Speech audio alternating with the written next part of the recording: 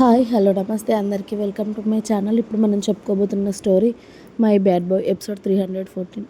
Story చదివే ముందు ఛానల్ని తప్పకుండా కొత్త వాళ్ళందరూ సబ్స్క్రైబ్ చేసుకొని లైక్ చేసి షేర్ చేయండి. అలాగే బెల్ ఐకాన్ ఆన్లో పెట్టుకోండి. స్టోరీస్ ముందుగానే చదవాలి అనుకుంటే మాత్రం మెంబర్షిప్ తీసుకోండి మీకు ఇంట్రెస్ట్ ఉంటే. నా కూతురు ఏదో తెలియక తప్పు చేసింది రుద్ర, ప్లీజ్ నా కూతుర్ని క్షమించు. నా కూతురు తరపున నేను క్షమాపణ అడుగుతున్నాను అని వర్షిణి తండ్రి రుద్ర కాళ్ళు పట్టుకున్నాడు. అయినా కూడా రుద్ర కళ్ళు వర్షిణి మీద సూటిగా ఉన్నాయి. తను చేసిన తప్పుకు ఎంతమంది సఫర్ అవుతున్నారో తెలియదు కదా. వాళ్ళ నాన్న కూడా సమాజంలో పేరు పలుకుబడి ఉన్నవాడే.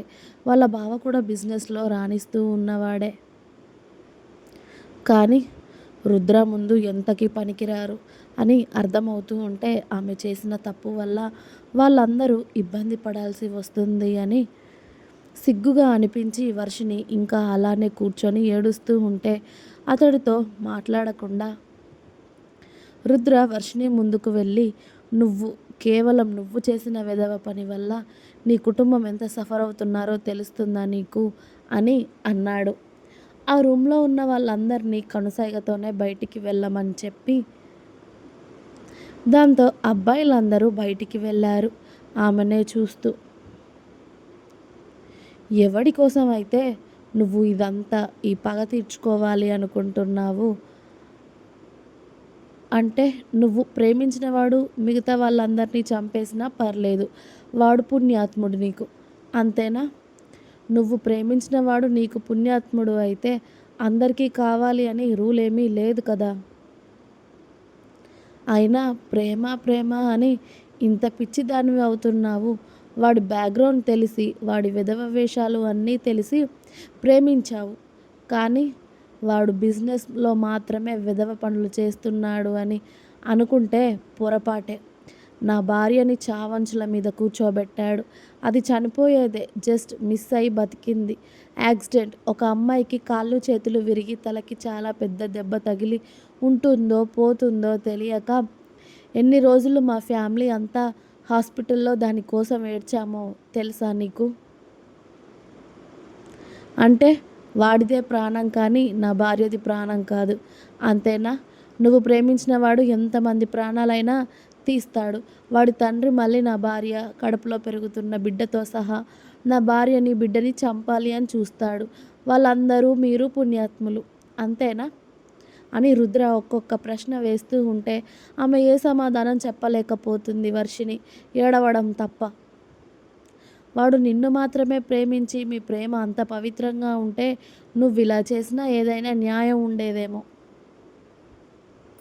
కానీ వాడు నిన్ను ప్రేమించలేదు అని చెప్పగానే వర్షిని కోపంగా రుద్రని చూస్తూ ఉంటే, నమ్మవు అని తెలుసు, నమ్మితే ఇంత పిచ్చిదానివి ఎందుకు అవుతావు చచ్చిన వాడి కోసం?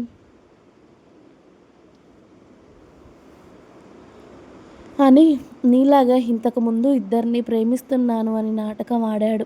అది కూడా మీ డాడీ లాంటి బిజినెస్ మ్యాన్ కూతుర్లని. వాళ్ళని పెళ్లి చేసుకుంటే వీడికి కూడా కలిసి వస్తుంది, వాళ్ళతో ఏదైనా అవసరం ఉంటుంది అని. అందులో ఒక అమ్మాయి పెళ్ళి అవ్వకముందే ప్రెగ్నెంట్ అయితే వీడు బలవంతంగా అబార్షన్ చేయిస్తూ ఉంటే చనిపోయింది.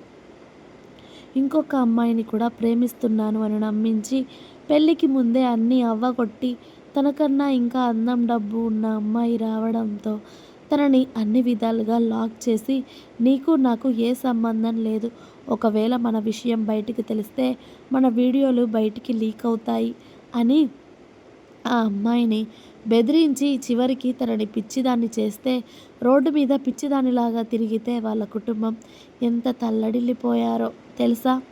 ఆ అమ్మాయి ఇప్పటికీ ఆ అమ్మాయి పిచ్చి హాస్పిటల్లో ఉండే ట్రీట్మెంట్ తీసుకుంటుంది. అసలు తన మెంటల్ కండిషన్ ఎప్పటికీ బాగుపడదు. ఇక తను ఎప్పటికీ బతికినంత కాలం అలాగే ఉంటుంది అని చెప్పేశారు డాక్టర్స్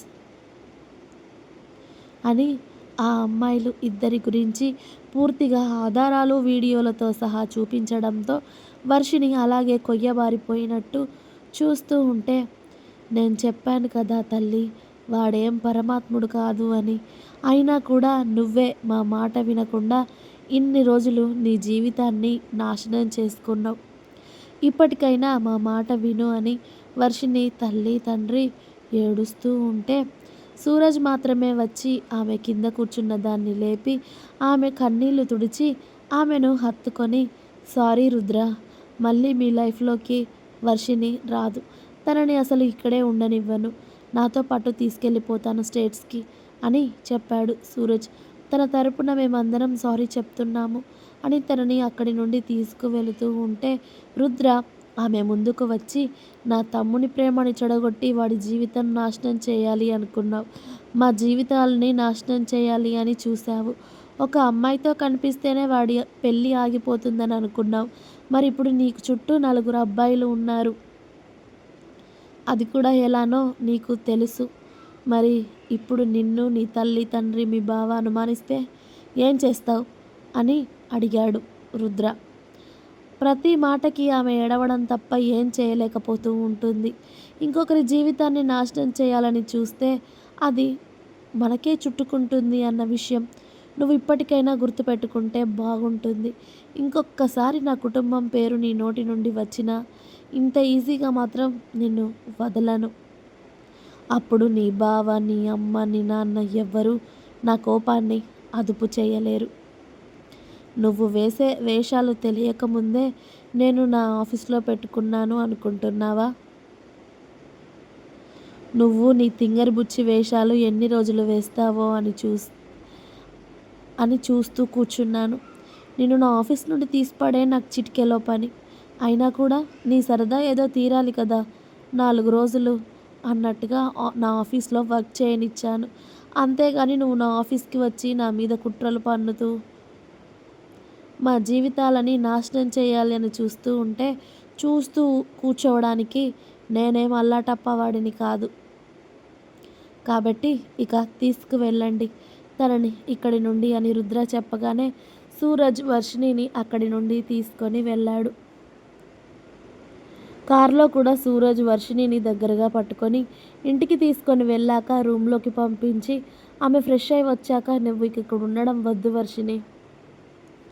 నువ్వు వద్దు అన్నా కాదు అన్న వారం రోజుల్లో మన పెళ్ళి, అది కూడా అమెరికాలో. ఇక నిన్ను ఇలాగే వదిలేస్తే ఇంకా ఏమైపోతావో అని భయంగా ఉంది. కొడతావా, తిడతావా? నీకు నేనంటే ఇష్టం లేదా? జీవితాంతం ఇలాగే కలిసి ఉందాం, అంతేగాని నిన్ను వదిలిపెట్టే ప్రసక్తి అయితే లేనే లేదు. నిన్ను తీసుకెళ్ళడానికి మీ అమ్మ నాన్న ఒప్పుకోకపోయినా నాకు అనవసరం. మనం ఈవినింగ్ ఫ్లైట్కి వెళ్ళిపోతున్నాం. ఇక ఇక్కడ ఉండాల్సిన అవసరం మనకి ఎట్టి పరిస్థితుల్లో లేదు. ఇంత జరిగాక కూడా నిన్ను నేను ఇక్కడ అస్సలు వదిలిపెట్టను అని అత్తయ్య, వర్షిణి, ఇవి ఏమైనా అవసరమైన వస్తువులన్నీ సర్దేశాయి. అలాగే మీరు కూడా రండి, మా పెళ్ళి చూసి మళ్ళీ ఇక్కడికి వద్దురు. తను ఇప్పుడెప్పుడే మళ్ళీ ఇక్కడికైతే రాదు అని సూరజ్ అతడి లగేజ్ అంతా సర్దుకుంటూ చెప్పడంతో ఇక వర్షిణి లగేజ్ అంతా కూడా ఆవిడ సర్దేసి సాయంత్రం అందరూ ఫ్లైట్కి వెళ్ళిపోతారు హైదరాబాద్ నుండి. ఇక హోటల్లో అంతా జరిగేసరికి సాయంత్రం అవడంతో మళ్ళీ ఎవరికి ఆఫీస్కి వెళ్ళాలి అనిపించక అందరూ ఇంటికి ప్రయాణం అవుతారు. సమీరాని కూడా ఇంటికి తీసుకొని వెళ్ళారు. ఇంకా ఆఫీస్ టైం ఉండడంతో అప్పుడే ఈవినింగ్ అందరూ ఇంటికి వస్తూ ఉంటే, ఏంట్రా అందరూ ఈ టైంకి వస్తున్నారు అని కొడుకులతో మాట్లాడుతూ వెనకాల వస్తున్న సమీరాని చూసి, ఎలా ఉన్నావు తల్లి అని చిన్న కోడలికి ఎదురు వెళ్ళి హత్తుకున్నారు మీనాక్షి గారు. నాకేంటత్తయ్య, సూపర్గా ఉన్నాను, మీ అందరినీ చూడాలనిపించి వచ్చాను అని అత్తగారితో మాట్లాడుతూ సమీర లోపలికి వస్తూ ఉంటే శ్రావణి చెల్లెలి గొంతు విని బయటకి వచ్చి, నువ్వెప్పుడు వచ్చావే, వస్తున్నట్టు కూడా చెప్పలేదు అని చెల్లి దగ్గరికి వచ్చింది. హలో మేడం, ఇది మీ అత్తగారి ఇల్లే కాదు, నా అత్తగారి ఇల్లు కూడా, కాబట్టి నాకు ఇష్టం వచ్చినప్పుడు రావచ్చు పోవచ్చు. నీకు చెప్పాలంటే నేను ఇక్కడికి రావడానికి అని సమీర నవ్వుతూ, కదా అత్తయ్య, నేనేమైనా చెప్పి రావాలా ఇక్కడికి అని మీనాక్షి గారిని అడగడంతో, అస్సలు ఎవ్వరిని అడగాల్సిన అవసరం లేదమ్మా, నువ్వు ఇప్పటి నుండే ఇక్కడ ఉంటాను అన్న నాకు ఎలాంటి అభ్యంతరం లేదు అని చిన్న కోడల్ని వెనకేసుకు వస్తారు మీనాక్షి గారు నవ్వుతూ. ఇంకా ఉంది. మీకు నా స్టోరీస్ నచ్చినట్టయితే ప్లీజ్ లైక్ చేయండి, షేర్ చేయండి. అలాగే ఛానల్ని తప్పకుండా కొత్త వాళ్ళందరూ సబ్స్క్రైబ్ చేయండి. Please subscribe my channel. Thanks for watching my video. Bye bye. Please like, share and subscribe.